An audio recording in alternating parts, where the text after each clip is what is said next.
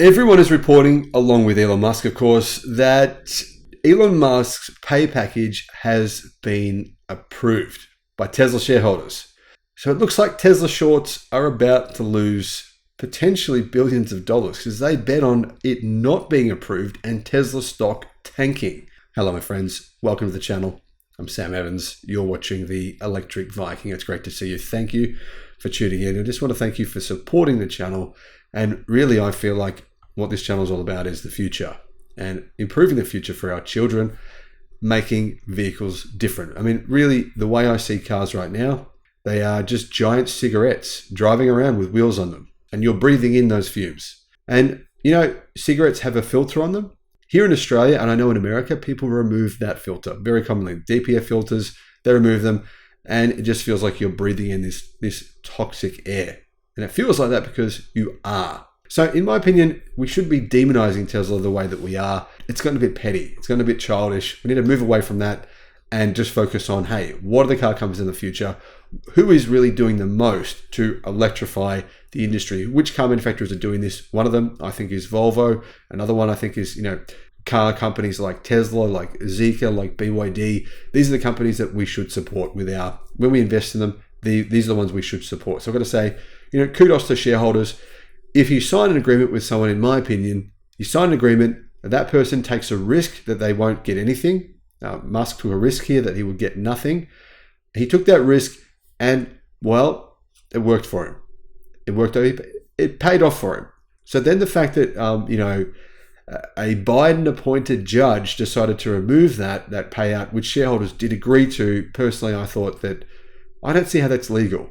Anyhow, Tesla's efforts to encourage its shareholders to vote for the ratification of Elon Musk's 2018 CEO Performance Award and the company's reincorporation from Delaware to Texas, meaning, yes, Tesla no longer exists in Delaware. It's now a Texas-based company.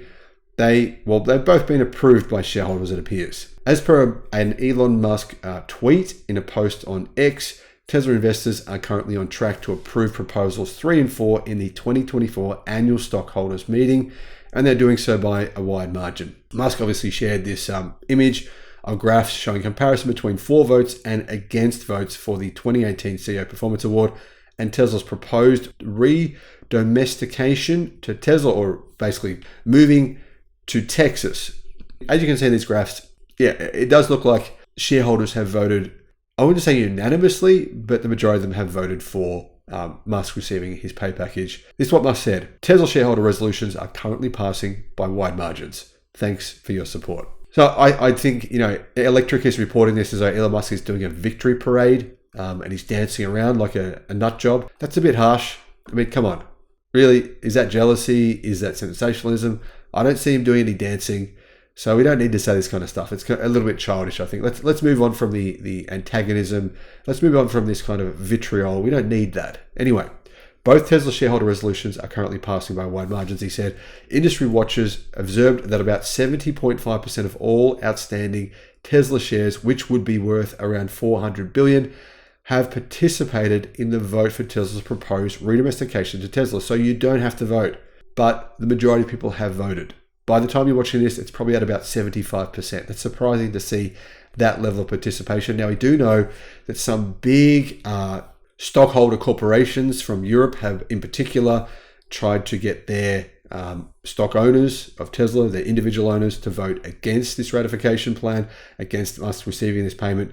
But clearly, they don't represent a large enough percentage of shareholders for it to have made a significant difference.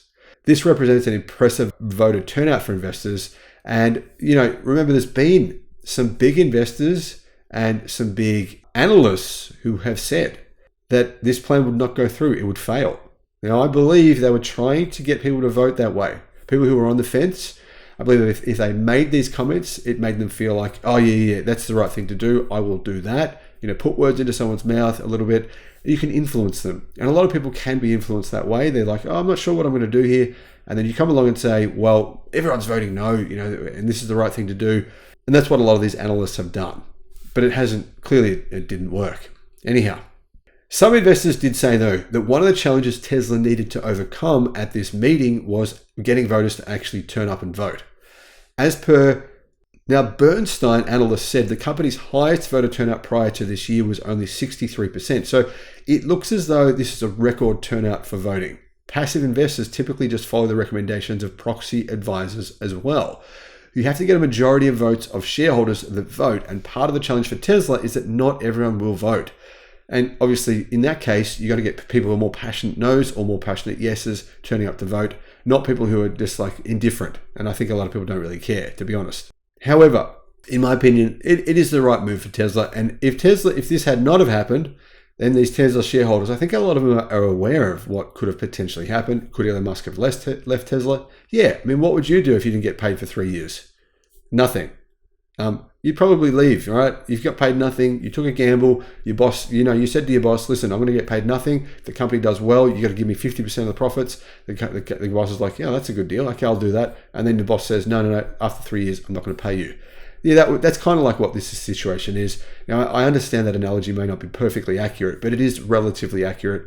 And so I think that this was probably the best decision for Tesla shareholders and for Tesla as a company itself. I agree with shorts. The shorts were right. If Tesla stockholders had voted against this, Musk could have left. The stock would have plummeted. Almost no question that would have happened.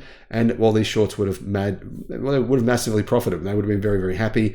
And that probably would not have been good for shareholders. And I think most shareholders were smart enough to see that coming and probably made a bit of a logical decision here. Thanks for watching. Let me know what you think. Bye-bye.